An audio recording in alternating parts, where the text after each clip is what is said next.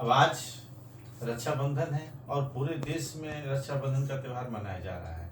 और रक्षाबंधन बनाने के पीछे अलग अलग किंवदंतियां हैं, कहानियां हैं, वेदों में हैं, धार्मिक परंपराओं में हैं। लोग अपने अपने तरीके से मनाते हैं, लेकिन अध्यात्म के माध्यम से अगर रक्षाबंधन की डिफिनेशन में, उसके विश्लेषण में अगर हम जाएं तो ये केवल भाई बहन तक सीमित होने वाला त्यौहार नहीं है।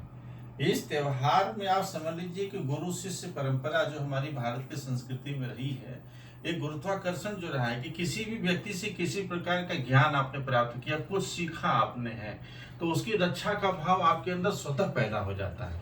और स्वतः पैदा होने वाला जो वो भाव है, उस भाव की रक्षा के लिए जो हम कर्म करते हैं वो राखी बांध करके उसको संपादित करते हैं, उस भाव को प्रेषित करते हैं। इसलिए अध्यात्म, भारत के अध्यात्म में इस परंपरा को गुरु शिष्य परंपरा से भी जोड़ा गया है। गुरु क्या होता है? रक्षक होता है। और जब गुरुत्वाकर्षण ही रक्षक का भाव होता है, तो रक्षक का भाव जो हो गया वही रक्षाबंधन है। उसी के साथ हम रक्षाबंधन राखी बांध सकते हैं। रक्षा का बंधन, रक्षाबंधन का मतलब रक्षा का बंधन, एक दूसरे की रक्षा करने का बंधन। कौन? गुरु जो है आपकी तमाम प्रकार के निगेटिव ऊर्जा से आपकी रक्षा करता है। और आप अपने गुरु की रक्षा कैसे करते हैं? उसके उपदेशों का पालन करके, उसकी आज्ञा का पालन करके आप उसकी रक्षा करते हैं, क्योंकि गुरु की रक्षा भी शिष्य के हाथ में है और शिष्य की रक्षा गुरु के हाथ में है, तो गुरु की रक्षा शिष्य के हाथ में है।